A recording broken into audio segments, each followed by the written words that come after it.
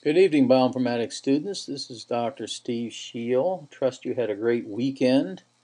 This coming week, we're going to be looking at genetic diseases in far more detail. What you see in front of you is something called a karyotype, and there are different medical procedures that can be used to produce this chromosomal map for an individual. You receive 23 chromosomes from your father's side and 23 chromosomes from your mother's side. Now remember, these make up your entire genome of 3 billion letters. These are just packets that make up the 3 billion nucleotides. 22 of the chromosomes are autosomal that don't deal with gender, but you receive one sex chromosome from your mom and one from your dad. This particular individual has an XY chromosome, so this would be a karyotype or a genetic map for a male. Mutations. Well, we've already looked at some of the mutations at the DNA level, but also mutations occur at the chromosome level. Mistakes occurring during chromosome separation. You could have the absence of an entire chromosome, missing a chromosome. You could have an extra chromosome, the addition of an entire chromosome. Or you can have an addition of an entire set of chromosomes, which can cause problems. Other problems that can occur are inversions, translocations, duplications, and point mutations.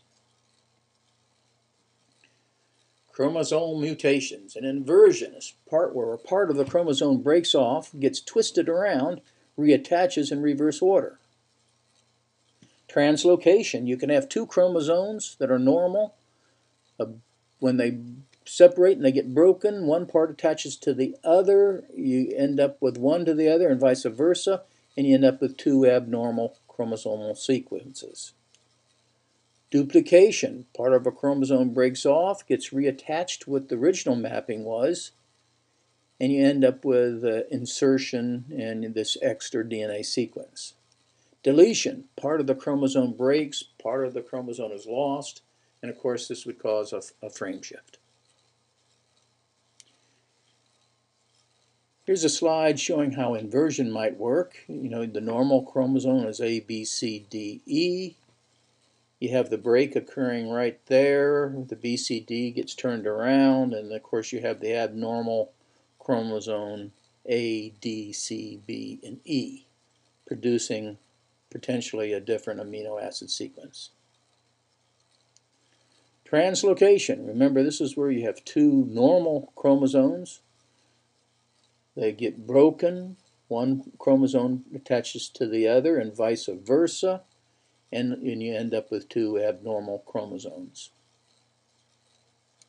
Duplication. A part breaks off, gets reattached, and of course this would cause a frame shift as you have extra DNA being inserted into the sequence. Deletion. Now we've seen this slide before. I've used it several times. But remember, up here you have the normal sequence, CAT, CAT, CAT. This is the correct reading frame, and it produces the amino acid sequence histine here, here, and here. But if you take this A out, you have a frame shift, and then the reading frame becomes CTC, ATAC, ATC, ATC, and you have a different amino acid sequence. And like it says there, it may produce malfunctioning proteins. Gene mutations. Mutations can be caused by frame shifts. Remember, that's where you have the addition or the insertion of a nucleotide or several nucleotides that causes the reading frame to be shifted over. Point mutation. This is where one singular letter gets substituted for another. Sometimes this doesn't make a bit of difference, but other times it can cause a serious genetic disease.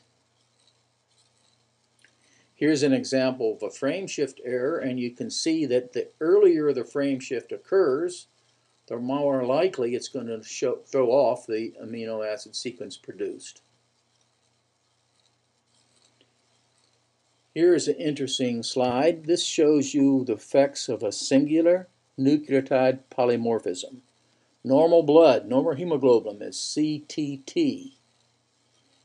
a mutation takes place, and that T is replaced by the letter A. And so instead of having CTT at that position, you have CAT. Now remember, during transcription and translation, that's where the amino acid sequence is produced from the DNA.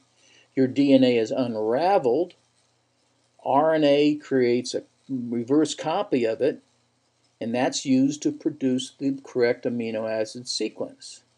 Well, you can see what happens here. C gets matched with G correctly, T with A, T with A, GAA is translated, and the correct amino acid glycine is produced at this particular point, normal hemoglobin. But here you can see what happens. C gets changed to a G, and if you have an A, it gets changed to your cell, which is in effect a T. Remember that from our charts. And then a T becomes an A. But GTA, if you will, becomes valine, and which causes the disease sickle cell anemia. Klinefelter syndrome, sometimes known as XXY syndrome. You see from the karyotype there's an extra X chromosome. Occurs in 1 out of every 500 male births. Caused by an extra chromosome. Causes a number of problems: infertility, lack of facial hair, overweight, taller, and so forth. Down syndrome, this is one that we're more familiar with. This is a trisomy occurring at chromosome 21. The person ends up, instead of having 46 chromosomes from the two parents, they end up having 47 chromosomes. And often it leads to a shortened lifespan, poor muscle tone, hearing loss. You can see the problems, increased susceptibility to heart disease and even Alzheimer's. So, we're looking for a cure for Down syndrome, and it'd be wonderful if we can identify it before the child is born, and instead of aborting the child, change the DNA sequences so they have the correct karyotype. Here's the karyotype for a Down syndrome child. You can see at chromosome 21, there's the extra chromosome. XYY syndrome, extra copy of the Y chromosome. Increased tallness and physical activity, delayed speech, occurs in 1 out of every 1,000 births for men.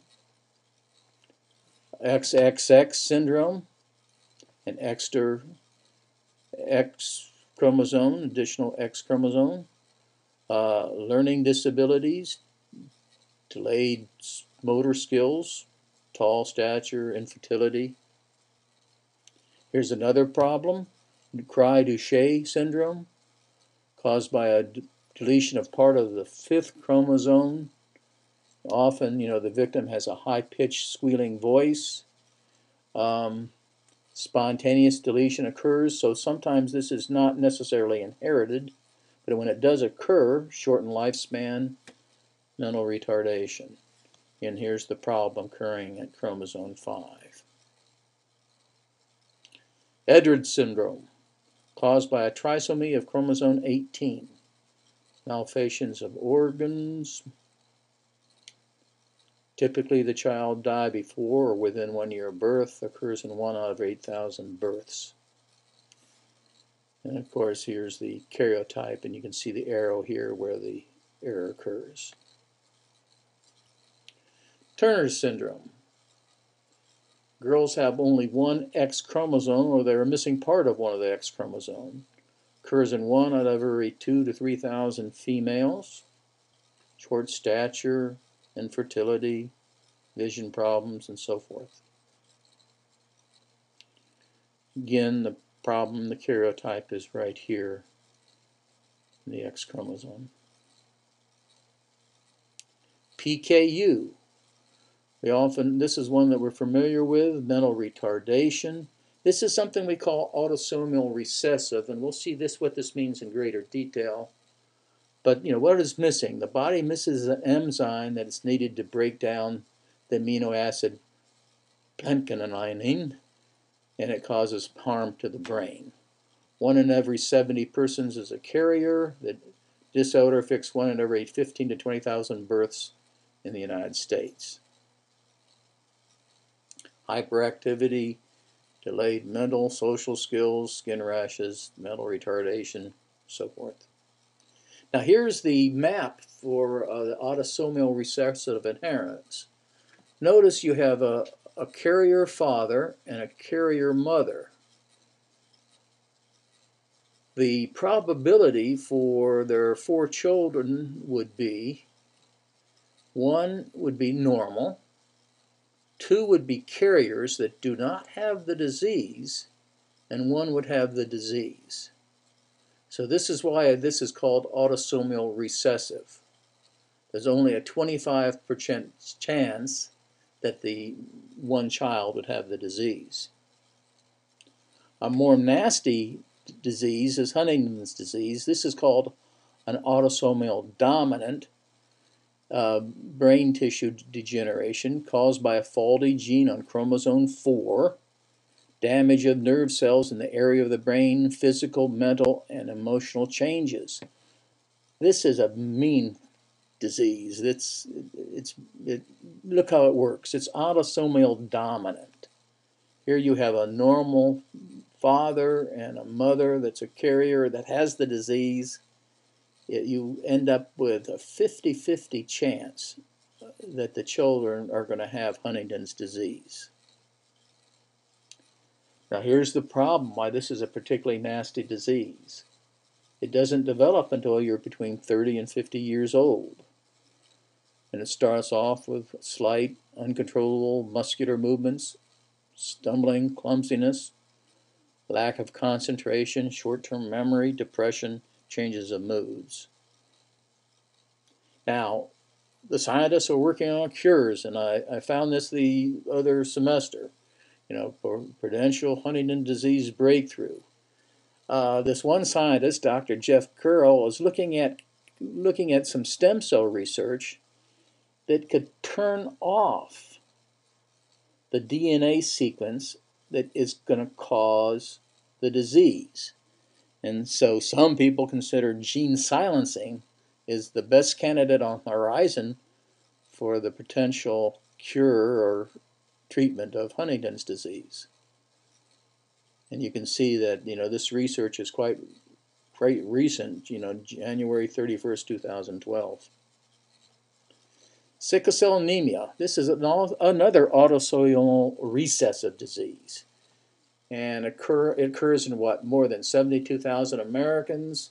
And of course, what happens is when that different amino acid sequence is produced, it produces abnormal shaped red blood cells. And those cells get stuck. They have a difficulty passing through the veins. They don't carry the oxygen, and it causes ailments for the person. This is a chart on the sickle cell anemia. Unaffected father, unaffected carrier mother. They're both carriers. And again, there's only a 25% chance that one of the children will have the disease, but you have 1 that's totally unaffected and 2 that are carriers.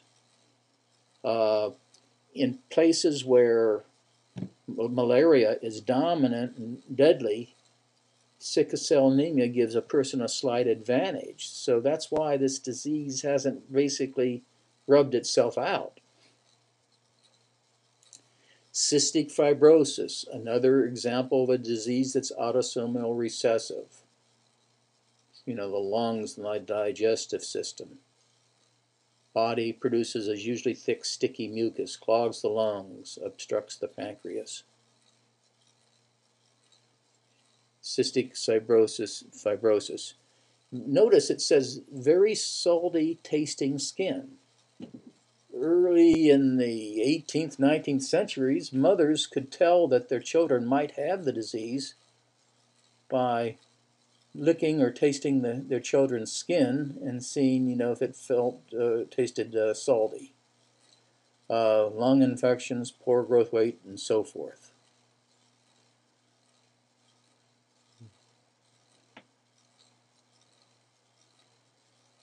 Statistics on cystic fibrosis, about 1,000 new cases diagnosed each year. 70% are diagnosed by age 2. 40% of the cystic patient population is age 18 or older. 1 in 3,900 children are born with this problem. Hemophilia. X-linked recessive, faulty blood clotting, occurs primarily in males. About 18,000 people in the United States. 400 babies are born each year. Only occurs in males, usually only occurs in males. And again, here you see the probability chart. Normal father, carrier mother, normal son, normal daughter, a carrier daughter, but a hemophilic son. Now again, these are all probabilities. Albinism, autosomal recessive, no pigmentation in the skin causing a pale appearance. You know, the skin has less melatonin. Vision problems, very sensitive to light. You know, it occurs in nature as well, you know, all around us. Tay-Sachs disease, autosomal recessive, lack of a vital enzyme needed to break down fatty waste products in the brain. Children usually die by the age of 5. Again, there's a 25% chance.